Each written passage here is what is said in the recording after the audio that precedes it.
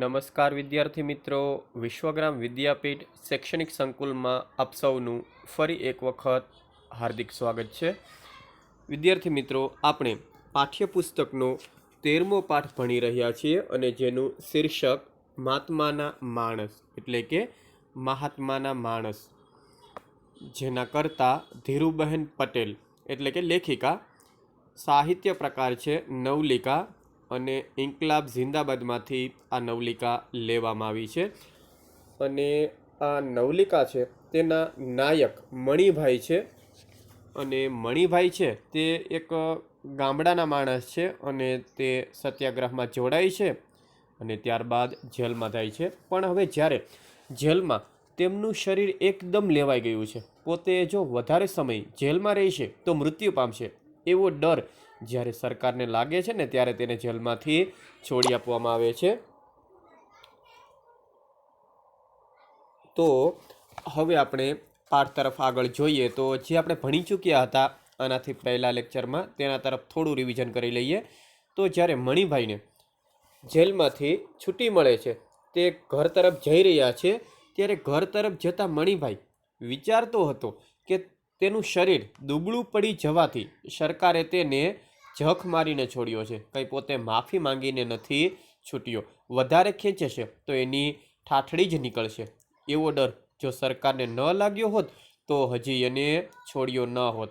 હજી એ ચક્કી પીસતો હોત, દંડુકાના માર ખાતો હોત, કાંકરીવાળા રોટલા તરછોડીને ઊભો થઈ જતો હતો ને, ત્યારે એને નવી નવી શિક્ષા સહેવી પડતી હતી. એ બધાની એને એટલી પરવા નહોતી, પણ એનાથી ગાળ સહેવાતી નહોતી. નાનપણથી જ તેનો એવો સ્વભાવ, એની તાસીર હતી કે કોઈ તોછડાઈથી બોલે તો તેનું લોહી ઉકળી ઉડતું, એટલે કે તરત તે ગુસ્સામાં આવી જતો. એમાં તો એમણે એકવાર માસ્તરના માથામાં સ્લેટ મારીને શાળા છોડી દીધેલી અને ત્રિભુવન વાણિયાની નોકરી પણ છોડી દીધેલી. જીગરજાન મિત્રના મોયેથી પણ ગાળ ન સાંભળનારા આ મણિભાઈને જેલના 2% વોર્ડરો વારી ઘડીએ તેને ધમકાવતા અને તેને ગાળ દેતા, પણ એ ગાળ તેમનાથી સહન થતી નહોતી. તો આ રીતે સત્યાગ્રહી મણિભાઈ રાષ્ટ્રીયતાની જુવાળમાં જોડાતા તેમને જેલમાં જવું પડ્યું હતું અને ત્યાં તેને ચક્કી પીસવી પડતી, દંડુકાનો માર ખાતો, આ બધું જ તેમણે સહન કરેલું. પણ ત્યારબાદ તેઓ જ્યારે તેમના કોમળ સાથીદારો છે તેના સાથે જોડાય છે અને તે મૌન બને છે, તે આખો બદલાઈ જાય છે. બરાબર, આ બધું જ આપણે આગળના લેક્ચરમાં જોયું હતું. હવે આપણે જ્યાં પહોંચ્યા હતા ત્યાંથી આગળ જોઈએ. હવે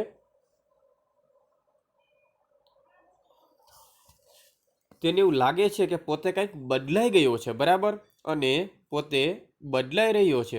એ બધી વિગતો આપણે જોઈ હતી. હવે ત્યાંથી આગળ જોઈએ ને. હવે એ પૂરું થઈ ગયું હતું, એ છૂટી ગયો હતો અને એના પગ એના ગામ તરફ વળ્યા હતા. જો અહીં કહે છે કે એનું એક સ્વપ્ન પોતે જોઈ રહ્યો હતો કે પોતે કંઈક અજાણ્યો થતો જાય છે અને નવો મણિભાઈ છે એ શું કરે અને શું નહીં કરે એ કંઈક કહેવાય એમ નહોતું. પણ આ બધું હવે એક જાણે સ્વપ્ન હોય એવું લાગતું હતું, પણ એ બધું જ હવે પૂરું થઈ ગયું હતું. તે જેલમાંથી છૂટી ગયો હતો અને એના પગ એના ગામ તરફ વળ્યા હતા. ગામ તરફ વળવા એટલે કે ગામ તરફ જતા હતા. મણિભાઈ તો મણિભાઈ જ હતો, કોઈ આઈન્સ્ટાઈન નહોતો, છતાં એણે એની મેળે જાતે સાપેક્ષતાનો સિદ્ધાંત શોધી કાઢ્યો હતો. અત્યારે એ એવું અનુભવતો હતો કે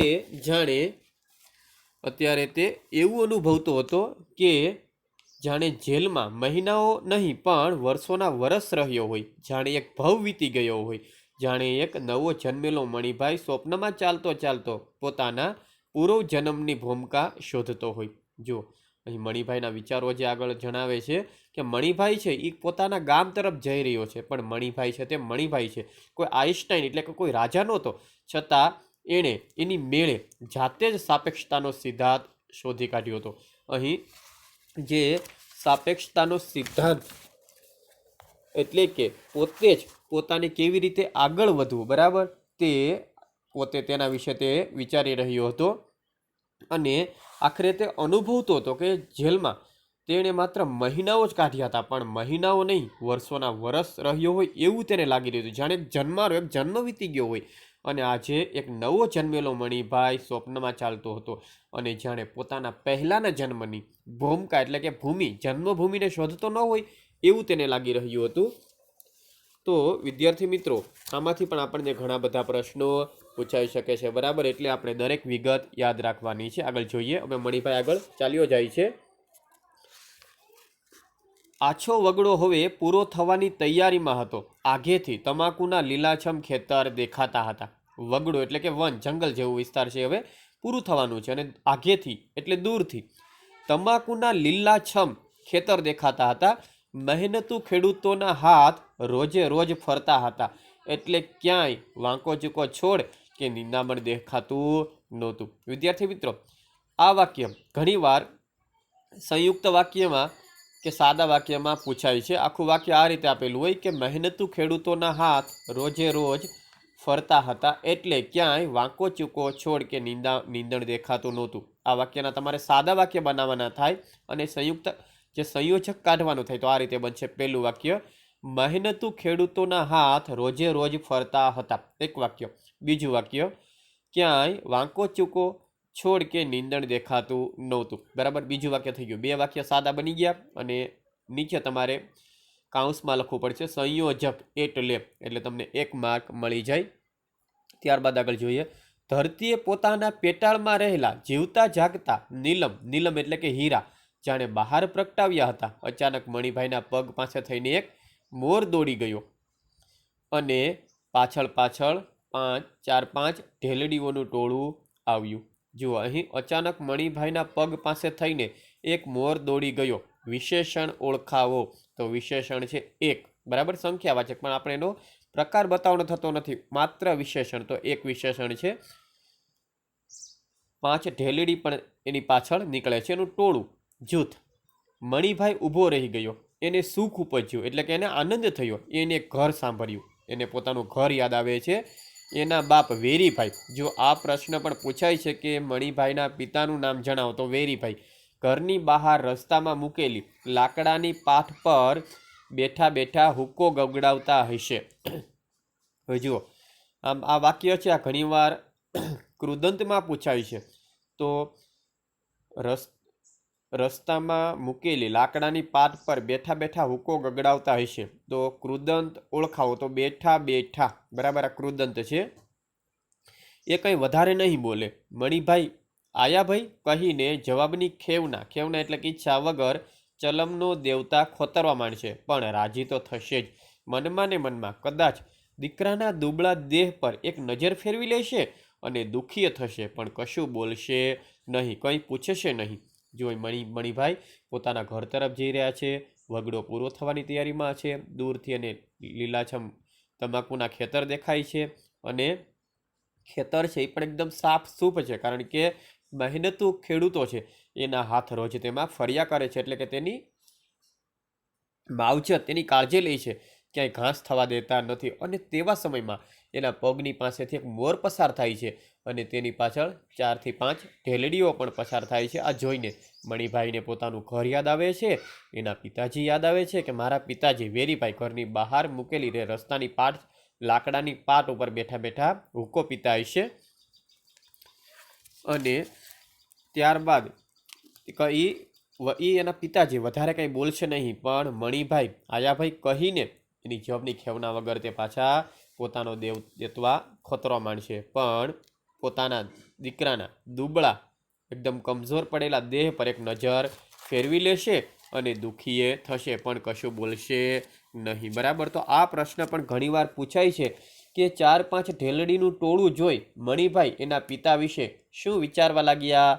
તો આ તમારે આ રીતે લખવાનું રહેશે કે 4-5 ઢેલડીનું ટોળું જોઈ મણિભાઈને ઘર સાંભળી આવ્યું. એના પિતા વિશે વિચારવા લાગ્યો કે એના બાપ વેરીભાઈ ઘરની બહાર મૂકેલી પાટ પર બેસી હુક્કો ગગડાવતા હશે. એ કંઈ વધારે નહીં બોલે. મણિભાઈ આયાભાઈ કહીને જવાબની ખેવના કર્યા વગર ચલમનો દેવતા ખોતરવા માંડશે, રાજી થશે. કદાચ દીકરાના દુબળા શરીર પર એક નજર પણ ફેરવી લેશે અને દુઃખી થશે, પણ કશું બોલશે નહીં કે કાંઈ પૂછશે પણ નહીં. તો અહીં મણિભાઈને પોતાનું ઘર યાદ આવે છે, પોતાના પિતાજી યાદ આવે છે અને પોતે ઘરે જશે તો તેના પિતાજી તેને પ્રત્યે કેવું વલણ રાખશે તે પણ બતાવવામાં આવ્યું છે. ત્યારબાદ આગળ જોઈએ, એ બધું બાનું કામ. બા તો તરત ઠેઠ પરસાળના ઉમરા લગી. પરસાળના ઉમરા લગી એટલે છે ફળિયા સુધી, ડેલી સુધી. ભલીએ છે તો ચોક લગી દોડી આવવાની. જે ફળિયાની આગળનો જે ચોક છે બરાબર, તેની આગળ દોડી આવવાની. આયો ભૈલા, ભૈલા એટલે કે ભાઈ, આયો એટલે કે આવી ગયો. આય હાય કેવો થઈ ગયો છે, આ એકદમ ઉદ્ગાર નીકળી પડે છે. કારણ કે આ બધું જ કાર્ય માતાનું છે. એટલે શરૂઆતમાં કીધું છે કે એ બધું કામ માનું, બાનું. જ્યારે પિતાજી છે એ કાંઈ વધારે બોલશે નહીં, કાંઈ પૂછે છે પણ નહીં, પણ આ બધું કાર્ય કોનું છે? બધું પૂછવું, આ બધું બાનું કામ છે, માતાનું કામ છે. એટલે અહીં પોતાના દીકરાને, મણિભાઈને જોતા વેતા ઠેક પરસાળ લગી દોડી આવશે અને કદાચ ચોક લગી પણ દોડી આવવાની અને તરત જ બોલશે કે આયો ભૈલા, આય હાય કેવો થઈ ગયો છે. કાર્તિક આંખે આંસુડા ભરી દેશે. ઝટપટ ઘૂમટાથી આંખો લૂછીને પાણીનો લોટો ભરી લાવશે. સોનું તે શી ચીજ છે? એવો ચળક ચળક કરતો પિત્તળનો લોટો, એની બહારના હાથે ઉટકાયેલો ચોખ્ખો ચણક લોટો ને એમાં ભરેલું ઠંડુ પાણી. માણસ બીજું શું માંગ્યા દુનિયામાં? જો કે માતા વિશેનું કેટલું સરસ મજાનું કહ્યું છે કે પિતાજી એટલી બધી તેની પૂછપરછ નહીં કરે, એટલી બધી ચિંતા નહીં કરે, પણ માતા તેની ખૂબ ચિંતા કરશે. મા તેને જોઈને તરત જ કહેશે કે સાવ કેવો થઈ ગયો છે, આંખમાં આંસુ આવી જશે અને તરત જ પાણીનો સ્વચ્છ લોટો ભરીને તેને પાણી પાસે. એટલે જ્યારે કોઈ પણ વ્યક્તિને માતાનો આટલો પ્રેમ મળે ને પછી તેને બીજું શું જોઈએ. તો એક વાક્ય ખાસ નોટ કરજો, એની બાના હાથે ઉટકાયેલો ચોખ્ખો ચણક લોટો. આ વાક્ય છે તેમાં ચોખ્ખો ચણક છે ને તેની જગ્યા એની નીચે રેખાંકિત એટલે કે અંડરલાઇન કરેલી હશે અને વિરોધી શબ્દ મૂકીને વાક્યનો અર્થ ન બદલે તે રીતે ફરીથી વાક્ય લખવાનું થશે. તો આ રીતે તમે લખશો કે એની બાના હાથે ન ઉટકાયેલો ગંદો ગોબરો લોટો. બરાબર, ચોખ્ખો ચણક તો ગંદો ગોબરો તેનો વિરોધી શબ્દ અને ન ઉટકાયેલો. આ રીતે તમારે લખવાનું રહેશે. આગળ જોઈએ, મણિભાઈના પગ ઝડપથી ઉપડ્યા. અહીં પગ ઝડપથી ઉપડવા એટલે કે ઝડપથી ચાલવું. પછી એની અંદર ઉપસતા પેલા બીજા મણિભાઈએ ધીરે ધીરે વાત કરવા માંડી. જો ઘણીવાર આપણે જાતે જ આપણને પ્રશ્ન પૂછતા હોઈએ છીએ, તો અહીં પણ મણિભાઈની અંદર ઉપસતા જે બીજા મણિભાઈ છે તેને પ્રશ્ન કરે છે, ધીરે ધીરે તેની સાથે વાત કરવા માંડે છે. બા હજી લાજ કાઢે છે, ઘૂમટો તાણે છે. હજી પણ ઘણી બધી જ્ઞાતિઓ હોય છે તેમાં લાજ ઘૂમટાની પ્રથા હોય છે. એટલે મણિભાઈ વિચારે છે કે પોતાની બા છે એ પણ હજી લાજ કાઢે છે, ઘૂમટો તાણે છે.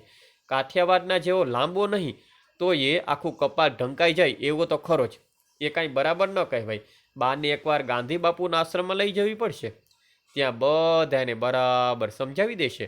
લાજ ન કાઢવી, ઘરેણા ન પહેરવા અને ભાગોળમાં પેસતો મણિભાઈ લગભગ હસી પડ્યો. જો પોતાની બા યાદ આવે છે અને વિચારે છે કે બા હજી લાજ કાઢે છે. કાઠિયાવાડમાં જે આપણા સૌરાષ્ટ્રમાં જેવો લાંબો ઘૂમટો કાઢે છે સ્ત્રીઓ, તેવો નહીં. જો કે હવે તો લાજ ઘૂમટાની પ્રથા નીકળી ગઈ છે, છતાં પણ હજી પણ ઘણી બધી જ્ઞાતિમાં જોવા મળે છે. પણ ખરેખર આ લાજ ઘૂમટાની પ્રથા હોવી જોઈએ નહીં, કારણ કે સ્ત્રી પણ એક માણસ છે અને એને પણ પૂરો હક હોવો જોઈએ પોતે સ્વતંત્ર રીતે જીવી શકે તેનો.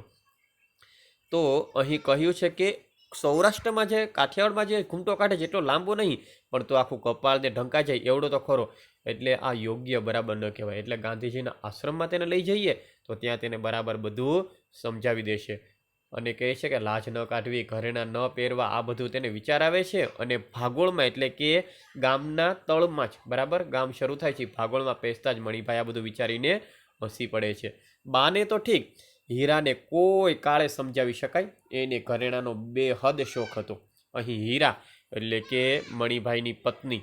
અને આ પણ ઘણીવાર પૂછાય છે કે પ્રશ્ન એક વાક્યમાં કે હીરાને શેનો શોખ હતો? તો હીરાને ઘરેણાનો બેહદ શોખ હતો. અને ઘણીવાર એનો વિરોધી તરીકે પણ પૂછાય છે કે એને ઘરેણાનો બેહદ શોખ હતો. બરાબર, તો એમાં જે બેહદ છે એની નીચે અંડરલાઈન કરેલી હોય તો એને ઘરેણાનો ઓછો શોખ ન હતો. બરાબર, આ રીતે તમે લખી શકો. બાપને ત્યાંથી મળેલા મોટા ભાગના દાગીના એ રાત દિવસ પહેરતી અને 7 પેઢીના સગાને ત્યાં લગ્ન આવે તો અચૂક મજૂસ એટલે મોટી પેટી ખોલીને હાર, પોંચા અને સાંકળા કાઢતી જ. બા કોઈ વાર ટોકતી એટલે કહેતી બધું પહેરવું જ એ લખી આલ્યું છે. પહેરવું એટલે કે પહેરવું, અને એવું કંઈ લખી આપ્યું છે. પણ હીરા ધરાર કાઢતી, ધરાર એટલે કે તો પણ બરાબર એકદમ બળજબરીથી ધરાર કાઢતી ને પહેરતી, બાને સામો જવાબ ન વાળતી, પણ દેરાણીને મોયે બબડતી, બાપે આલ્યું છે તે પહેરવા કે પટારામાં ઘાલી મેલવા. અહીં જુઓ, જેવી મણિભાઈને પોતાની માતા યાદ આવે છે, પણ તરત જ તેની પાછળ તેની પત્ની પણ તેને યાદ આવે છે, કારણ કે એની પત્ની હીરા છે તેને ઘરેણાનો ખૂબ શોખ છે તેની, અને કોઈ પણ દૂરના સગા હોય ને ત્યાં પણ એને જવાનું થાય તો પણ તે અચૂક પોતાના બધા ઘરેણા પહેરતી. ત્યારે બા ઘણીવાર તેને ખીજાતા કે બધા જ ઘરેણા પહેરવા, એવું કાંઈ લખી નથી આપ્યું, થોડા ઓછા પહેરતો હાલે. પણ ત્યારે અહીં એ હીરા છે તે બાની સામે કાંઈ બોલતી નહીં, પણ પોતાનીના દેરાણીના મોઢે કહેતી કે મારા બાપુજી આપ્યા છે, બરાબર, મારા પિતાજીએ મને આપ્યા છે, તે મને પહેરવા આપ્યા છે કે માત્ર પટારામાં રાખી મેળવા આલ્યા છે, એવું અહીં દેરાણીને મોઢે સંભળાવે છે. તો આ પણ ઘણીવાર પ્રશ્ન પૂછાય છે કે મણિભાઈની પત્ની હીરાને ઘરેણાનો કેવો શોખ હતો, તો તેમાં તમે આ બધું જ લખી શકો, બરાબર. અને એવો પણ પ્રશ્ન ઘણીવાર પૂછાય કે મણિભાઈ એમના બાને ગાંધી બાપુના આશ્રમમાં શા માટે લઈ જવાય છે, તો એમાં પણ તમે ઉપરનો પેરેગ્રાફ છે તે તેનો જવાબ લખી શકો, બરાબર. ત્યારબાદ આગળ જોઈએ, હીરાનો ખોળો ભરવાનો થયો. ખોળો ભરવો એટલે કે એનો શ્રીમંતનો જ્યારે પ્રસંગ આવે છે ત્યારે રોકડ રકમ આપવાની વાત થયેલી ને તેણે તત્કાળ નકારી કાઢીને સિંધિયા શાહી કડા કરાવ્યા અને લીધા ત્યારે જ જંપી. જો હીરાનો જ્યારે શ્રીમંત પ્રસંગ આવે છે ને ત્યારે એવું નક્કી થયું કે એને રોકડા પૈસા આપી દઈએ, બરાબર, પણ એને તરત જ એ વાતની ના પાડી દીધી કે ના, મારે રોકડા પૈસા જોઈતા નહોતા.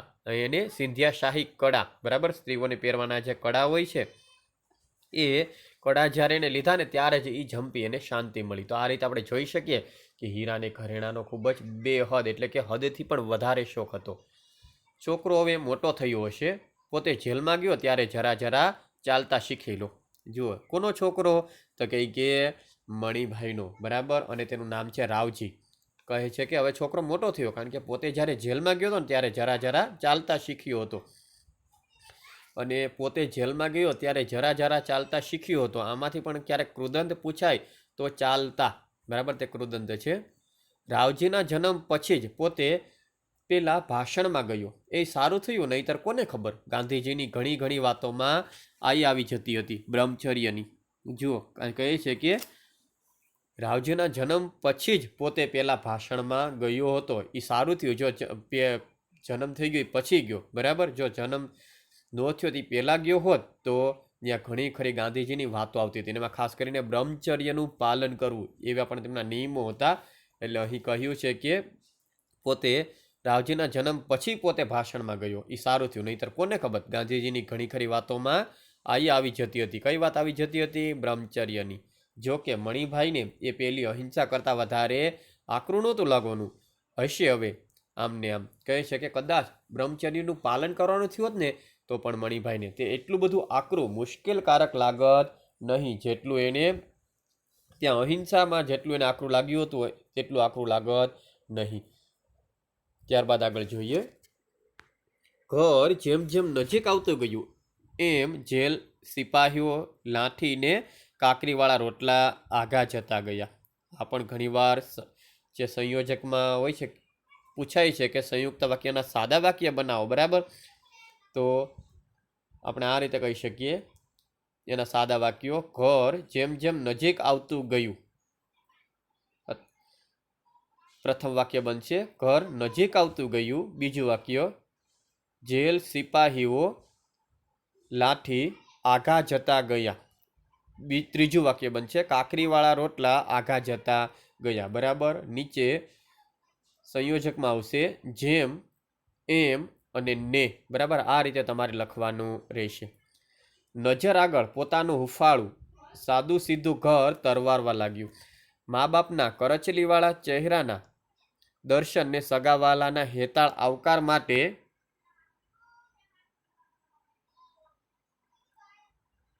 મન તલસવા લાગ્યું. જુઓ, મણિભાઈ છે એ હવે એકદમ ઘરની નજીક આવવા લાગ્યા. પોતાનું જે સીધું સાદું હુફાળું, જેને હૂફ મળે છે, પ્રેમ મળે છે, એ ઘર હવે નજીક આવી ગયું. પોતાના માતા પિતાના કરચલીવાળા જે ચહેરા છે, પોતાના માતા પિતા વૃદ્ધ થઈ ગયા છે તેના દર્શન કરવા, સગા વહાલાના હેત ભર્યો આવકાર મેળવવા, આ બધા માટે તેનું મન હવે તલવસવા માંડ્યું. તેને ઈચ્છા થવા લાગી કે પોતે હવે ક્યારે ઘરે પહોંચે. ત્યારબાદ આગળ જોઈએ. તરત પાછા આવી જજો મણિભાઈ, પણ એનું મન અંદરથી, સાથીદારોએ તો કહ્યું હતું તરત પાછા આવી જજો મણિભાઈ, પણ હવે એનું મન અંદરથી ઢીલું પડ્યું હતું. એને ઘરમાં રહેવું હતું, એને હીરાને મળવું હતું. બા અછોવાના કરે એ માણવું હતું. અછોવાના એટલે કે ખૂબ લાડ કરે તે. ગામના માણસોએ તે મીટિંગ બીટિંગ ભરશે, કાં તો હાર પહેરાવશે, કદાચ નિશાળના માસ્તરને બોલાવી લાવશે ભાષણ કરવા. પોતે કંઈક જવાબ વાળવો પડશે. છેલ્લે ભારત માતા કી જય, મહાત્મા ગાંધી કી જય એમ બોલવું પડશે માળું. આ હિન્દીનું એક નવું જ હતું, પણ કંઈ નહીં, શીખી લેવાય તો. આ ગુજરાતી ન બરાબર આવડ્યું એમને એમ હિન્દી બાપુ કહેતા હશે એ બરાબર જ છે ને, એ ઓછા કંઈ ખોટું કહે. જો ખૂબ સુંદર મજાનું કીધું છે કે હવે એના સાથીદારો જે જેલમાં હતા ને એ કહેતા હતા કે મણિભાઈ તું પાછો ઝડપથી અહીંયા આવી જઈએ જેલમાં, પણ હવે એને જેલમાં જવું નહોતું. એને પોતાના પરિવાર સાથે રહેવું હતું, બરાબર. એટલે એનું મન હવે ઢીલું પડ્યું હતું, કારણ કે તેને ઘરમાં રહેવું હતું, એને હીરાને મળવું હતું, પોતાની પત્નીની સાથે રહેવું હતું, અને બા એને જે લાડ લડાવે, અછો વાના કરે ને એ બધું એને માણવું હતું. એટલે હવે તે ફરીથી જેલમાં જવા માંગતો નથી. ગામના માણસો મણિભાઈને જોઈને મીટિંગ કરશે કે ભાઈ આપણો એક માણસ સત્યાગ્રહમાં જોડાયો, જેલમાં ગયો, આપણા દેશને આઝાદ કરવા માટે થઈને તેણે કેટલું બધું કર્યું.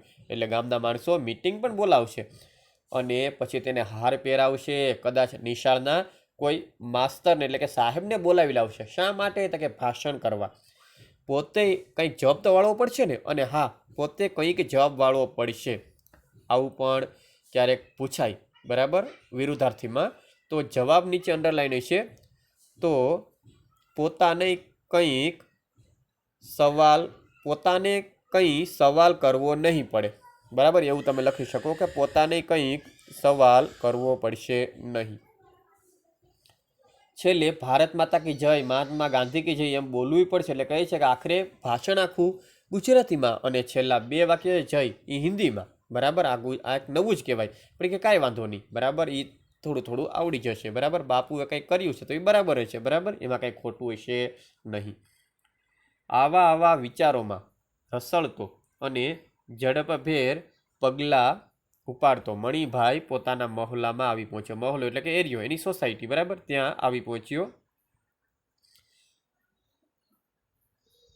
ત્યારે ચાટ આગળ કૂતરા પડ્યા હાંફતા 2-4 કૂતરામાંથી એકે આંખ ઉઘાડીને એની સામે જોયું અને પહેલાં ભસીને પછી પૂંછડી હલાવીને એનું સ્વાગત કર્યું. જો અહીં ચાટ એટલે કે કૂતરાને નાખવામાં આવતું, કૂતરાને જે ખાવાનું નાખવામાં આવે છે તેનું વાસણ, તેનું જે સાધન હોય છે તેને ચાટ કહેવામાં આવે છે. કે વધ્યું ઘટ્યું જે કાંઈ હોય એ જે બનાવેલું હોય કુંડી જેવું કે જે કાંઈ એમાં કૂતરાને નાખવામાં આવે છે બધું, એમાંથી કૂતરા ખાઈ શકે, તેને ચાટ કહેવાય છે. એક શબ્દ સમૂહમાં પણ ઘણીવાર પૂછાય.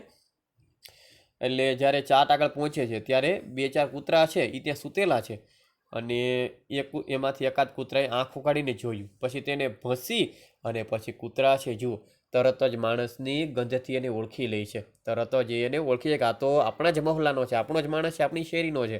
એટલે પૂંછડી હલાવીને તેનું સ્વાગત કરે છે. એટલે આ પણ એક વાક્યમાં ઘણીવાર પૂછાય છે કે પોતાની શેરીમાં મણિભાઈનું સૌ પ્રથમ સ્વાગત કોણે કર્યું, કેવી રીતે? તો મણિભાઈનું સૌ પ્રથમ સ્વાગત તેમની ફળીના એક કૂતરાએ કર્યું.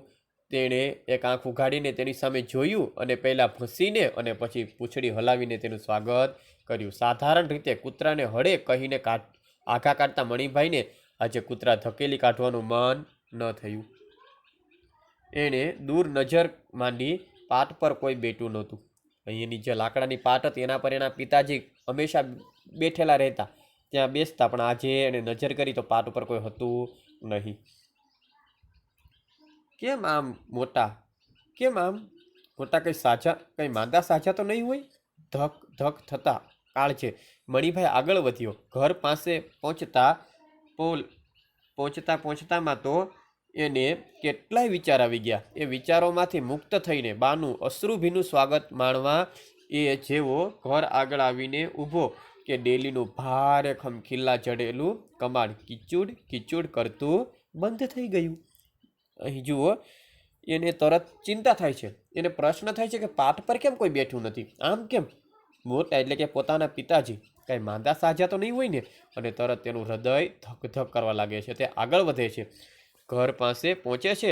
પહોંચતામાં તો એને કેટલા વિચાર આવી જાય છે, અને વિચારોમાંથી મુક્ત થવા બાનું અશ્રુ ભીનું, અશ્રુ એટલે આંસુ, આંખોમાં આંસુથી ભરેલું અશ્રુ ભીનું સ્વાગત માણવા જેવો ઘર આગળ જાય છે. તેને મનમાં એમ જ છે કે પોતાની બા તેને જોઈને દોડશે, આંખમાં આંસુ લાવશે, કેટલું બધું કરશે. એટલે આખરે તે જેવો જાય છે, પણ ત્યાં તો ડેલી એટલે કે ખાસ કરીને ડેલી છે એ પણ ઘણીવાર પૂછાય છે, બરાબર, એક શબ્દ સમૂહમાં. કે તો જે મોટો ડેલો હોય છે તેમાંથી આવવા જવા માટે રાખેલી નાનકડી જે બારી હોય છે, બરાબર, તેને ડેલી કહેવાય છે, બરાબર. તો ડેલીનું પણ ઘણીવાર પૂછાય છે. અને એટલે એક શબ્દ સમૂહમાં ઘણીવાર પૂછાય છે. તો મકાનનું દરવાજાવાળું ખુલ્લું